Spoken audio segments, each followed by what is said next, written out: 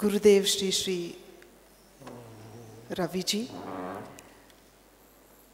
distinguished delegates seated on the dais, guests of the dais, delegates, ladies.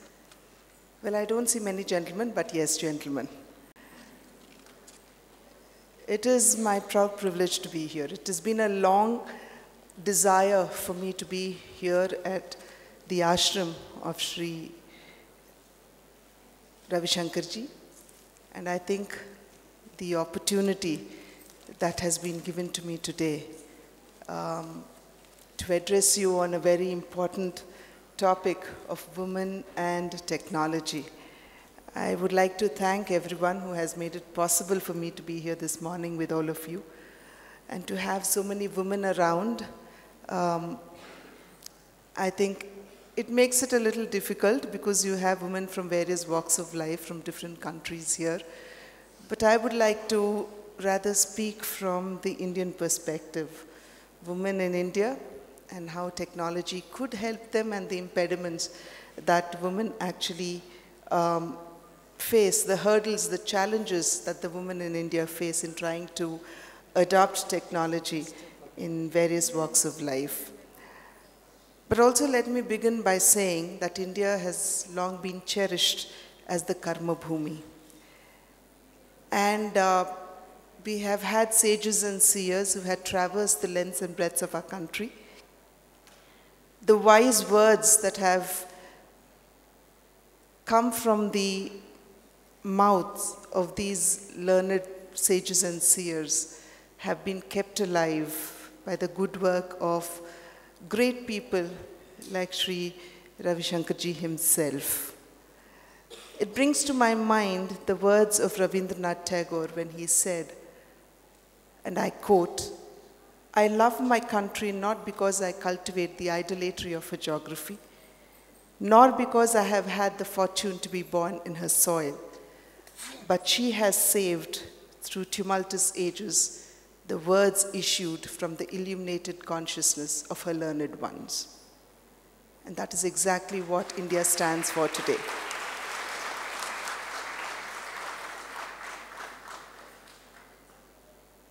Many of the issues and topics that we actually deliberate and debate upon today have long, long ago been actually brought forward by the sages and seers of our great land, India. Globalization, if I am to take globalization as an example. Today we have the developed nations talk a lot about globalization. We see the developing nations trying to compete and to come forward with their own interpretation of globalization. And in today's fast-growing world, where geographical borders are fast disappearing, we know globalization has brought us a lot more closer. But this was exactly what our learned people or persons had said long, long ago when they said, "Ayam nijaparam veti ganana laguchetasam udara charitam tu vasudaiva kutumbakam." Which means, for a narrow-thinking person, there is always yours and mine, but for a large-hearted or a very liberal-thinking person, the entire world is but one universe. And I don't think there can be a better definition of globalization in today's world than what our sages and seers had said long, long ago. And this thinking had actually brought in a lot of unity in our country. It has given us the strength not to view the society in a divisive way.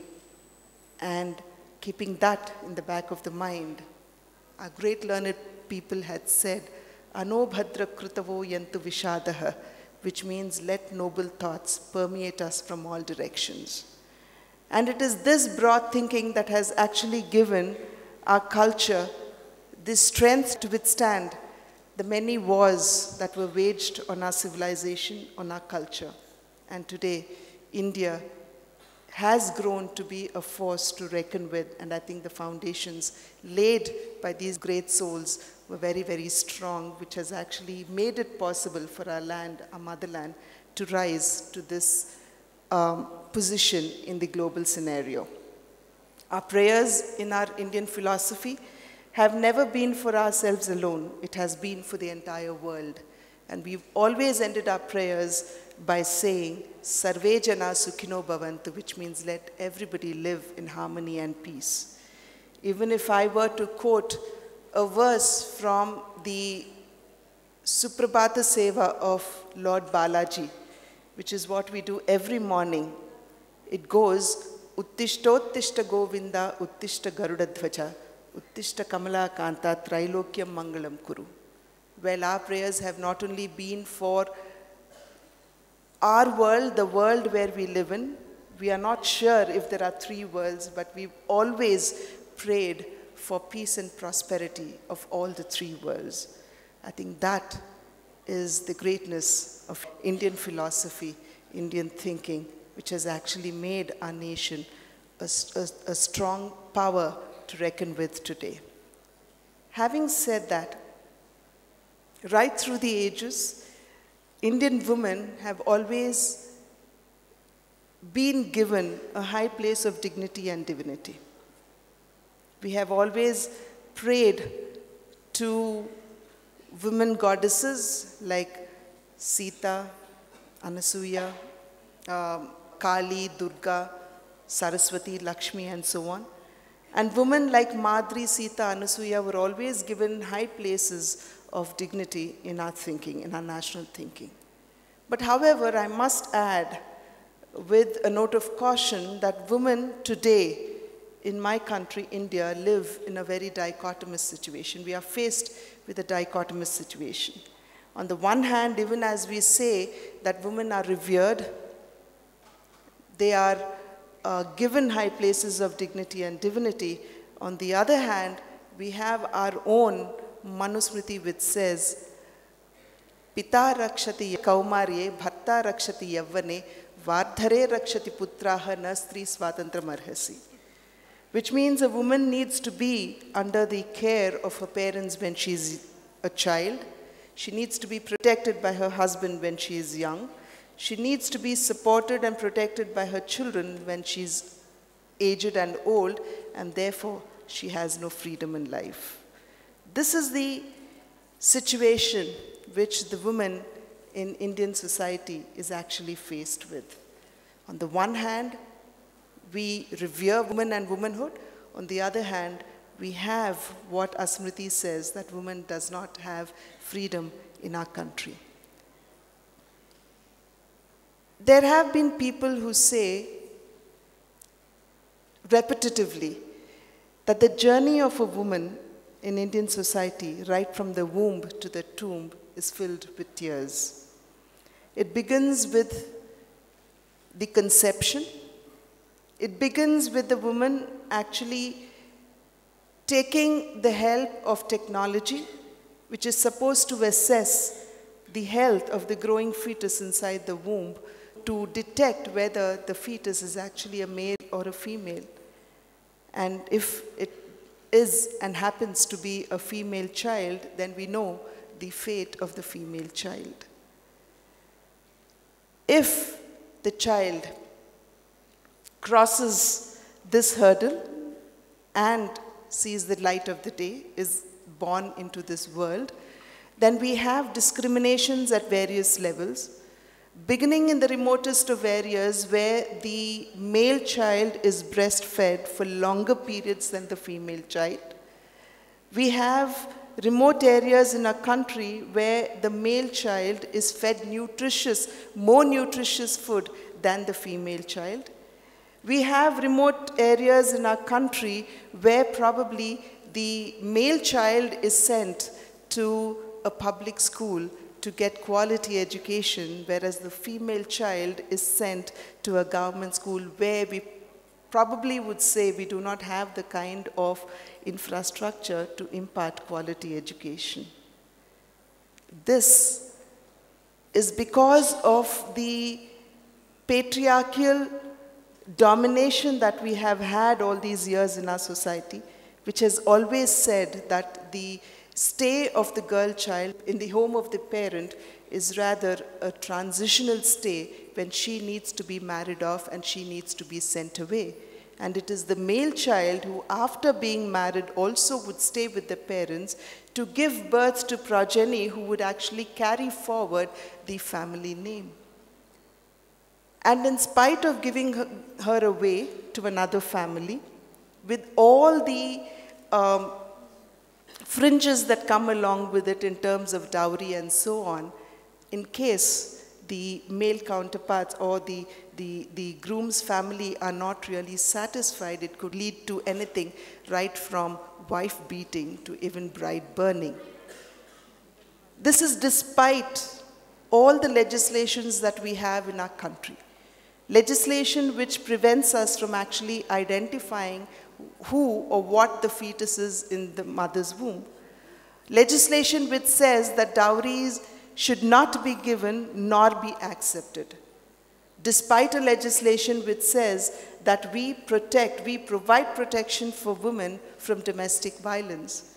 Despite legislation which says that the girl child has an equal right to the property of the parents as well. This is despite all the legislations that we have in our country.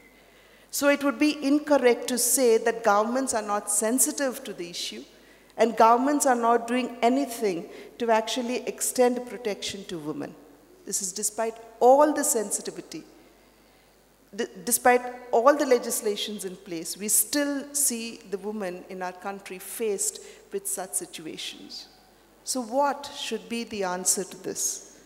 And to my mind, the only answer that would come to the forefront would be education.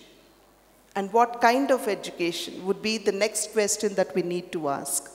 This is not the kind of education that I am talking about, which pertains to marks, to classrooms, to textbooks, to degrees and post-graduation and medals and gold medals. But this is the education which Swami Vivekananda had emphasized about. And when he was asked what he meant by education, he said, education is the panacea for all things evil. So I think time is ripe for us to actually bring in that kind of an education which would actually sensitize people in the society against all the atrocities that women in my motherland, India, are being faced with today. And to the woman, it should be that kind of an education which would give her the conviction and the strength to stand up and say that this is my right and I need it and you need to give it to me. We ensure we give the girl child in our country that kind of an education, which I would call the right education. I think there would be no step ahead for the woman in India. Times are changing. We are seeing women becoming empowered. And when I say empowered, I think we need to also redefine what we mean by empowerment. I was appalled when I was actually watching a talk show on a national television channel when women doing very well in certain sectors in our country actually being interviewed. And when they were asked what according to them was empowerment, they said freedom. And they went on to say that if I am to be married only for the sake of sexual gratification, I don't need to be married. And if I need to be married only to probably seek security in life in terms of children, I don't need to be married. But to me as an Indian woman, I think empowerment is beyond that. Empowerment is how you actually balance your family life with your professional life, which many of our Indian women are doing today. And probably it is that which makes us Indian women proud of ourselves in the global scenario. Because we, I think, have been trying our best to manage our professional life with our family life. And I think that is what we need to even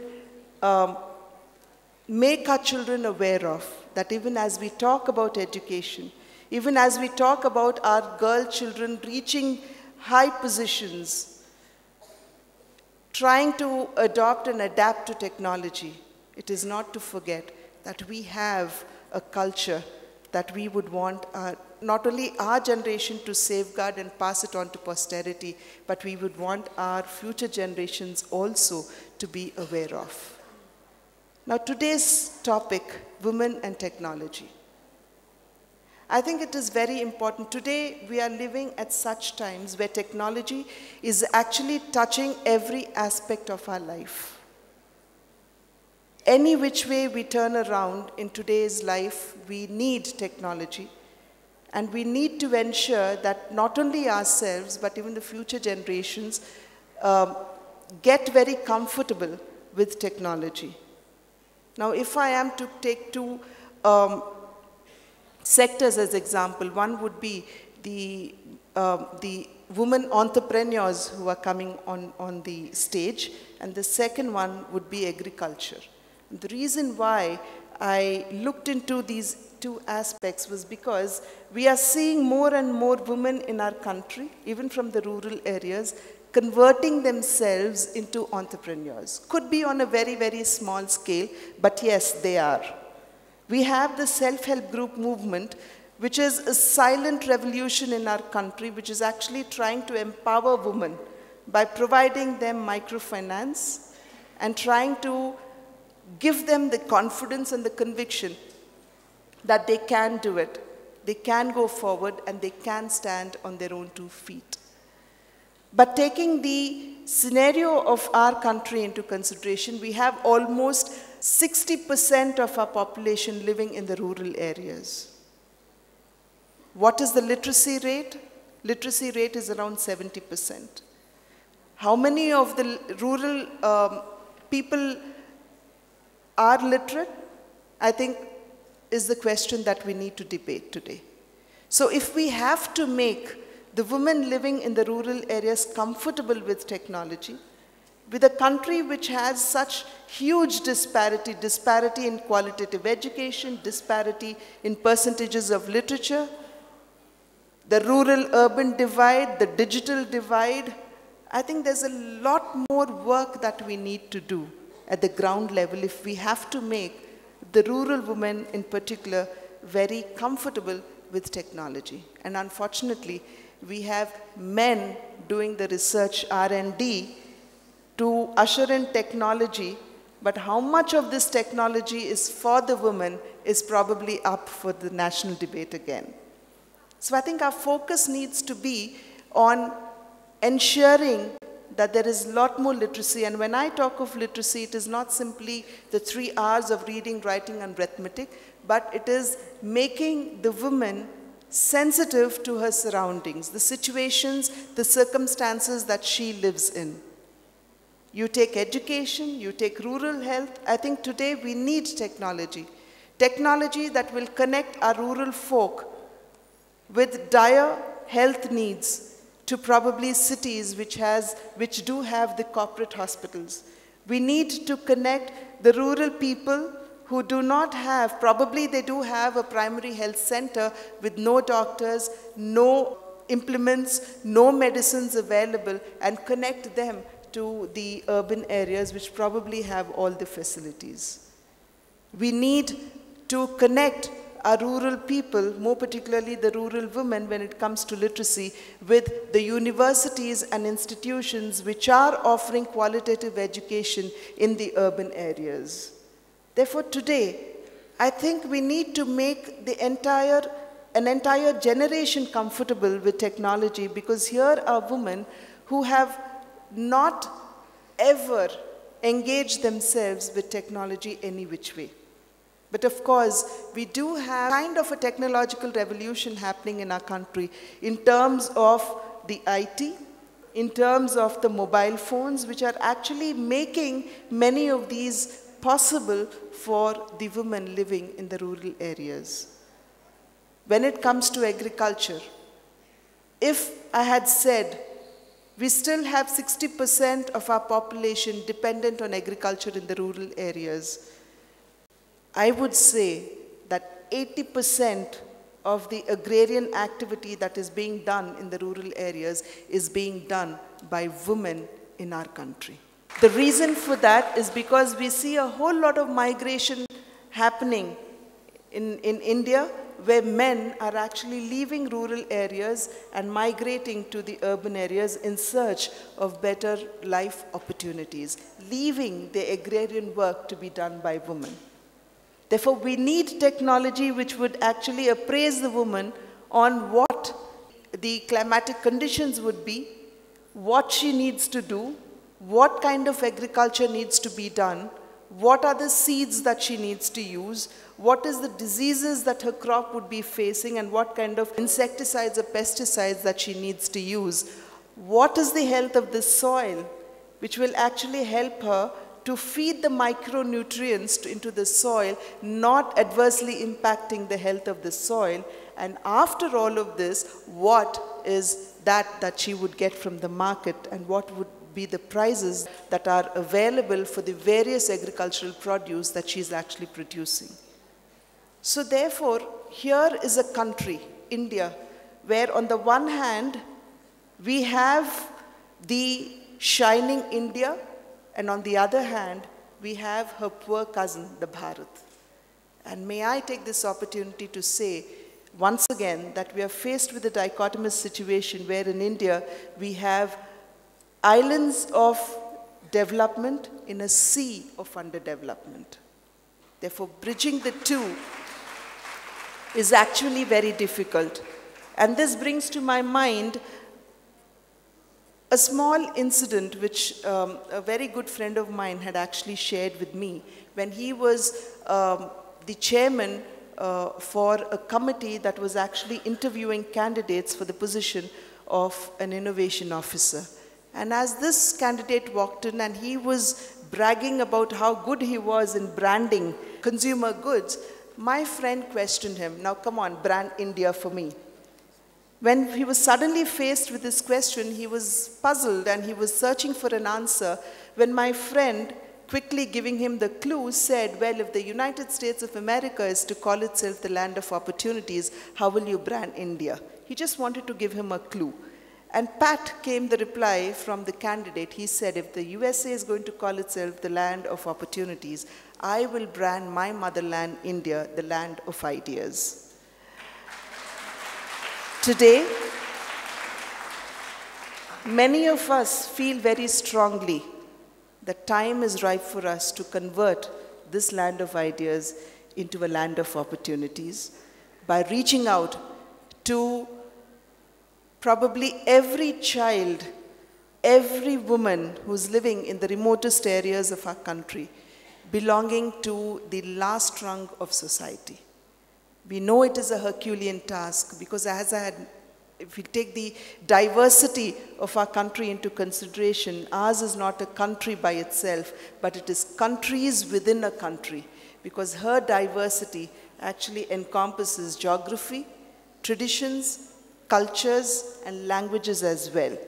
So to reach out to this diversity, to ensure that we don't take an inroad into the sensitivities that exist in our country, and to ensure that we make each one of them, child, man, and woman, literate in the true sense, is, I think, a Herculean task by itself. I was at one of the international fora on elementary education when a minister before me, he spoke for almost 15 minutes on the challenges that his ministry, that is the education ministry, faced in educating the children in his country. And as he was coming off the dais and I was going on to the dais, my question to him was, what would be the numbers of children going to elementary schools in your country? And he said, Madam, we have 1 million children.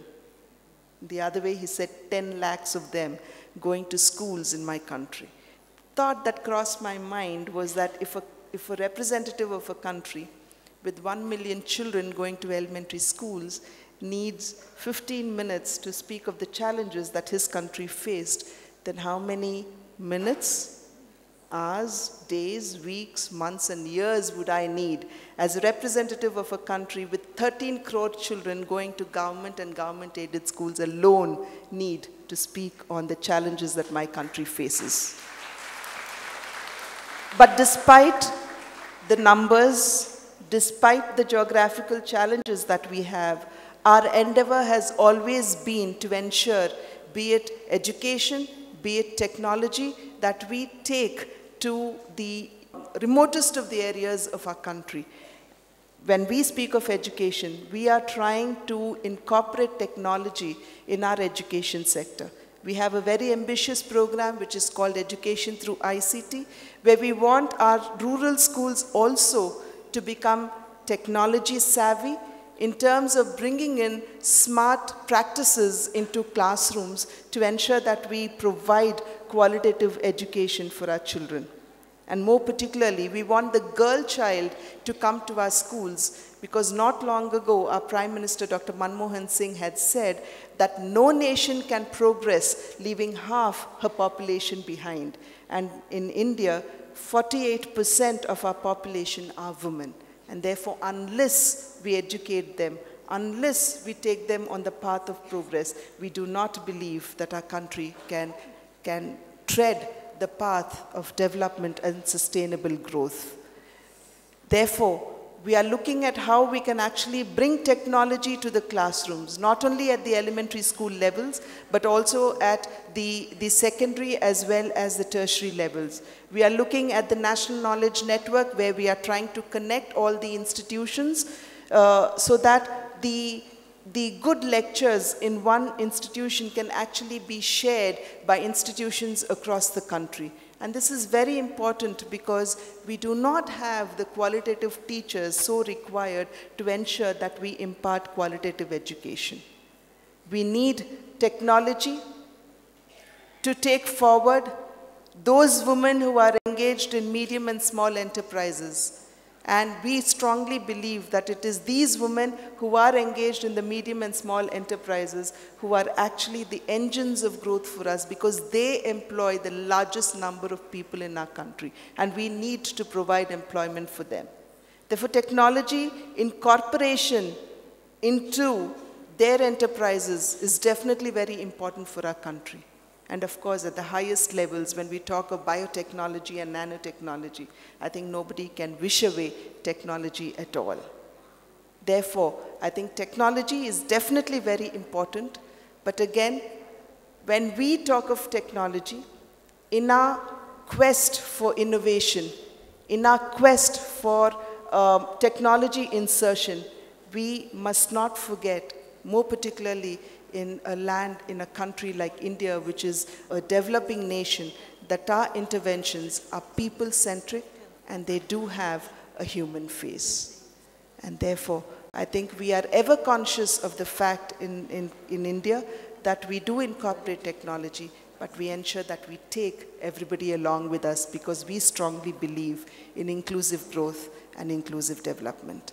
And having said that, I would like to thank Guruji for having given me the wonderful opportunity to be here this morning with all of you, to share my thoughts and my ideas with all of you.